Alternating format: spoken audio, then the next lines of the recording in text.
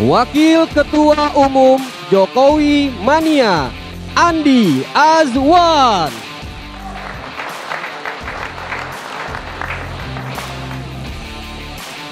Pengamat politik Universitas Nasional, Selamat Ginting.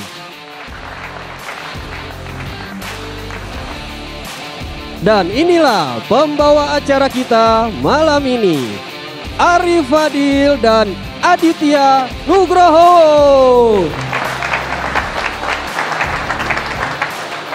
Assalamualaikum warahmatullahi wabarakatuh. Anda menyaksikan program yang menampilkan pro dan kontra secara terbuka dua sisi bersama dua host kesayangan kita, Anda, Aditya Nugroho dan Arif Fadil. Siap. Nah, setelah lama nih, Vi, ya, hanya jadi wacana, akhirnya pertemuan antara Presiden RI Prabowo Subianto dan Ketua Umum PDI Perjuangan Megawati Soekarno Putri akhirnya terrealisasi di kediaman Ibu Megawati di Jalan Teguh Umar. Tapi yang jadi pertanyaan kok, pertemuan ini kesannya dilakukan secara mendadak, tertutup, diam-diam, tidak dibuka ke media. Kan kalau pertemuan sebelumnya ada politik nasi goreng, wah media bisa meliput, mewah liputannya. Ada konferensi pers juga pada wartawan. Ya. Oke, tapi memang ini sudah ini ya kan durasi pertemuannya katanya berapa? 1,5 jam ya. 1,5 jam. Nah jadi 1,5 jam itu kan kalau ditus angka kan 1,5, bener ya?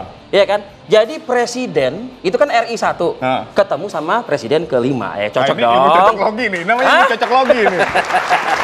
Tapi pertanyaannya begini, kok pertemuannya ini di Teguh Umar? Kita ingat kan ya waktu Lebaran kemarin, Pak Susilo Bambang Yudhoyono datang loh ke istana. Betul. Iya kan? Betul. Pak Yusuf Kalla datang loh ke istana. Kok ke di Teguh Umar sih? Tapi kalau positifnya, Pi, ini kan ya memang unggah-ungguh Pak Prabowo aja yang muda mendatangi senior, apalagi dalam rangka Idul Fitri. Tapi yang jadi pertanyaan yang betul tadi yang Rivi bilang, ketemu Pak SBY udah, ketemu Ibu Megawati udah, kok ketemu Pak Jokowi belum loh, Pi? Itu dia ya, ini menjadi tanda tanya juga. Jangan-jangan memang ada sesuatu begitu ya. Jangan-jangan juga pembicaraan tidak hanya berbicara soal isu global, tidak hanya berbicara soal permasalahan kebangsaan. Jangan-jangan ada bagi-bagi yang tempat kalian pada dudukin tuh kursi. Langsung aja lah kita bahas, nih. Nanti kita opini kita makin kemana-mana. Langsung aja, Bang Ferdinand, saya undang untuk membahas dari politisi. Saya juga mengundang kalau gitu, Andi Azwan, Waketum Jokowi Mania. Halo Bang, selamat malam. Apa kabar? Selamat malam, Bang. Maaf lahir batin juga nih ya. Mohon maaf lahir batin ya. Oke. Saya ingin langsung nih, boleh. Bukan ke Andi Azwan, tapi saya ingin ke Ferdinand Tahyana. Boleh.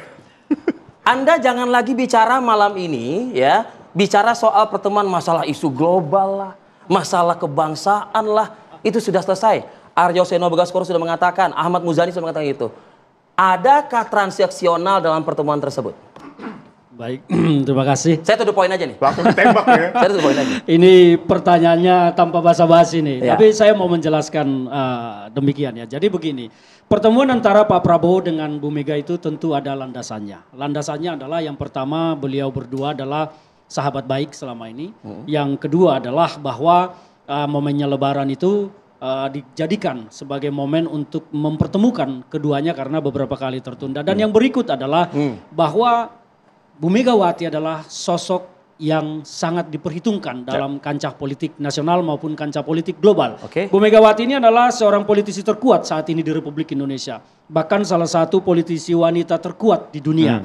Bu Megawati punya pengalaman panjang menyiapkan bagaimana negara kita menjadi siap. Disiapkan landasannya pasca reformasi sehingga Pak Susilo Bambang Yudhoyono bisa melaksanakan pembangunan Indonesia dengan baik. Karena semuanya dipersiapkan oleh Bu Megawati pada saat kita sedang tidak baik-baik saja. Nah tentu pengalaman ini dipandang sangat-sangat penting oleh Pak Prabowo. Nah sebagai sahabat, sebagai teman, mungkin sebagai kakak karena manggilnya juga Mbak. Jadi Pak Prabowo melihat bahwa mungkin dibutuhkan diskusi dengan Bu Mega. Maka kalau pertanyaannya soal bagi-bagi, saya tidak bisa menjawab apakah ada bagi-bagi atau permintaan kursi. Tapi yang pasti bahwa statement yang telah kita baca semua dan kita dengar semua, Bu Mega mempersilahkan Pak Prabowo menggunakan instrumen yang dimiliki oleh PDIP untuk mendukung pemerintahannya. Karena Bu Mega juga ingin pemerintahan Pak Prabowo sukses. Misalnya pernyataan Anda seperti itu, berarti Pak Prabowo berarti sudah menyiapkan kursi dong berarti?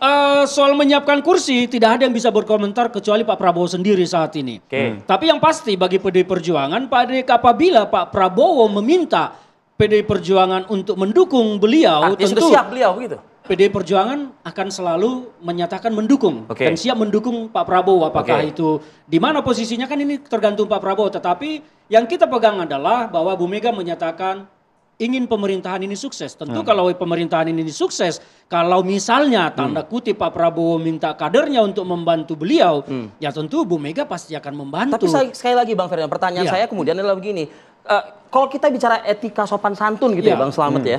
Nah etika sopan santun ini artinya begini. Kenapa sebelum berangkat ke Timur Tengah, 5 negara di Timur Tengah ini, nggak disempatkan dulu mampir ke Solo? Justru malah menyempatkannya malam-malam ke Teguh Umar. Nah ini menjadi tanda tanya ini. Gitu. Jadi begini, ini kan soal urgensi kepentingan. Kita melihat bahwa kondisi nasional kita saat ini sedang tidak baik-baik akibat geopolitik internasional. Global tadi, kancah global ya. Jadi tentu Pak Prabowo ingin mendengar pendapat dari semua pihak yang beliau anggap patut untuk didengar. Dan Bu Mega adalah salah satu yang dianggap oleh Pak Prabowo itu patut untuk didengar. Untuk masukan. Jadi Pak Prabowo ini kan perlu mengumpulkan banyak informasi. Bagaimana cara melewati badai yang sedang terjadi. Maka Bu Mega adalah salah satu sosok yang dianggap penting oleh Pak Prabowo Subianto. Maka ditemuilah. Kalau pertanyaannya ke Solo ya kita kan melihat selama ini kan sudah sering juga ke Solo. Jadi ini Masa Pak Prabowo yang ngajak ketemuan Ibu Mega? Soal ngajak-mengajak tentu dua-duanya berkeinginan berketemu ya. Jadi kita tidak mau menyampaikan bahwa ini keinginan Pak Prabowo atau ini keinginan, tetapi keinginan kedua belah pihak untuk bertemu dan ini kan gayung bersambut. Akhirnya terjadilah pertemuan. Jadi kalau soal tadi kenapa nggak ke Solo dulu? Ya ngapain sih bolak-balik ke Solo, nggak ada perubahan juga. Kan begitu. Karena Pak Prabowo kan ingin ada perubahan bagi negara, maka tentu ada pemikiran. Anda katakan aja malam ini hubungan mereka sedang tidak baik-baik saja misalnya begitu. Saya tidak mau menyatakan apakah hubungan Pak Prabowo dengan Pak Jokowi tidak baik-baik ya. Tetapi bagi saya saat ini mungkin ya dari Ibu Megawati paling penting informasinya didapat oleh Pak Prabowo untuk kebaikan bangsa. Kira-kira begitu. Bang Andi nih, Bang Andi kayaknya udah gatel banget pengen menjawab. Nah, Bang kalau dilihat kenapa kok ketemunya Ibu Megawati? Sampai saat ini ya, tadi Megawati sudah, SBY sudah, tapi kok belum ketemu sama Pak Jokowi? Hidup Jokowi itu kan slogan yang itu slogan yang dilulukan sama Pak Prabowo. Ini baru kali ini saya mendengar Bung Ferdinand nih ngomongnya mantap kali. Mantap kali ya. Boleh biasanya ini kan mencari-mencari itu. Ya. Jadi begini, kalau kita melihat ya, Pak Jokowi dan Pak Prabowo udah bertemu waktu bukber, buka bersama. Kemudian open house Pak SBY dan JK. Ya. Dan sekarang adalah dengan Ibu Mega. Beliau datang itu tanggal 6 kalau nggak salah itu dengan jurnalis kan ya. Termasuk TV One juga gitu kan. Terus terbang ke Malaysia ya. Besoknya acara di Majalengka. Pas pulang tuh malam-malam tuh kan bawa itu yang namanya parcel, sayur mayur dan tomat yang luar biasa. Kemana? Ke Teguh Umar. Kan begitu ya kan. Ini luar biasa menurut saya, Pak Prabowo tahu nih apa yang disukai oleh Ibu Mega. Tapi intinya adalah dengan kedatangan beliau. Maksud Anda itu apa yang disukai oleh Ibu Mega? Maksudnya kursi Menteri Pertanian gitu maksudnya? Bukan.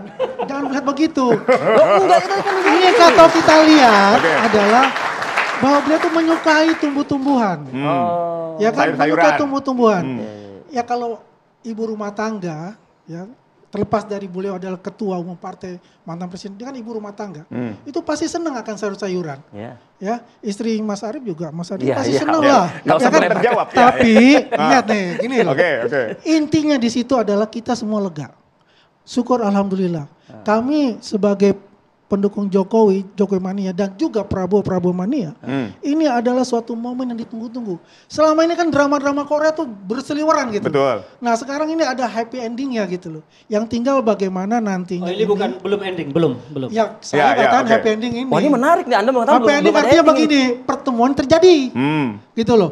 Kan pasti ada kelanjutannya itu, ya. Tapi kan udah tidak ada lagi yang namanya ya menurut saya ya. Ini friksi-friksi atau diksi-diksi yang memancing lagi gitu loh. Ya kan? Apa interupsi apa nih? Soal parcel sayuran nggak khusus buat Bu Mega. Tapi Pak Prabowo memberi parcel sayuran buat semua tokoh kasih.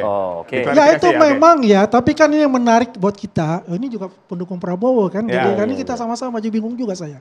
Ya nggak apa-apa dong kalau malam ini berbeda nggak apa-apa. Oh nggak apa-apa untuk berbeda. Tapi adalah intinya begini. Mania masih belum jelas. Kalau saya Prabowo. Mas, Oh, ini gak usah kita buka di sini lah. Oke. Jadi buka aja. Jadi kita masalah itu ya. Kita udah paham untuk itulah. Ya. Jadi intinya adalah ini udah untuk Indonesia ke depan. Baik, tapi pertanyaan Pak Jokowi juga happy dengan pertemuan ini. Happy.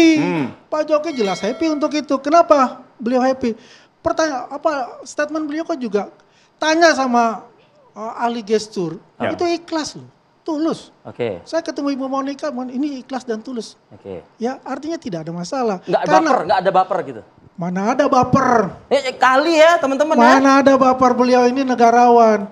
Dan yang menarik adalah artinya begini, kalau misalnya ikhlas tulus tidak ada baper, bila mana memang orang-orang Pak Jokowi yang ada saat ini di kabinet nanti di reshuffle, diganti masuk oleh orang PDIP, legowo apa enggak? Oh, legowo pastilah. Silakan, kan ini ada kepentingan negara loh. Kalau dia tidak perform, silakan gitu loh. Saya sih menurut saya begini, saya akan mestinya di parlemen itu ada mitra tanding secara objektif. Seharusnya begitu. Ya. Jadi check balance-nya itu ada jalan gitu. Okay. Di luar pemerintahan pun itu adalah sangat mulia. Ya kan? Karena ada kontrol untuk itu. Dan saya mendengar bahwasanya Ibu tetap dalam posisi adalah oposisi dan kita sangat angkat topi dengan beliau dan sangat respect beliau. Karena ini menjaga demokrasi. Anda lebih cenderung PDI Perjuangan tetaplah berada di luar kabinet. Ya kalau kita melihat dari banyaknya pengamat-pengamat dan juga masyarakat ya, itu kan berharap ada check and balance. Ya di parlemen maupun di luar parlemen itu. Karena biar bagaimanapun kita ingin melihat bahwasanya negara ini bisa berjalan secara real gitu. Masih belum ridho kayaknya ya Bang Ferdinand ya? Belum ikhlas ya kayaknya ya? Oh ikhlas lah kita. Kalau ikhlas kan tidak akan keluar pernyataan seperti itu. Artinya kan kita mengikuti apa yang disampaikan Pak Prabowo, ingin merangkul semua pihak siapapun untuk bersama-sama. Tapi kalau masih ada statementnya, sebaiknya oposisi saja lah. Berarti pengennya PDIP di oposisi itu kan terlalu diplomatis saja, terlalu formal. Pengennya nggak gabung dia, karena wajar lah mereka ini kan pihak yang pasti khawatir kalau PDIP Perjuangan bergabung dengan Pak Prabowo. Kan intinya itu.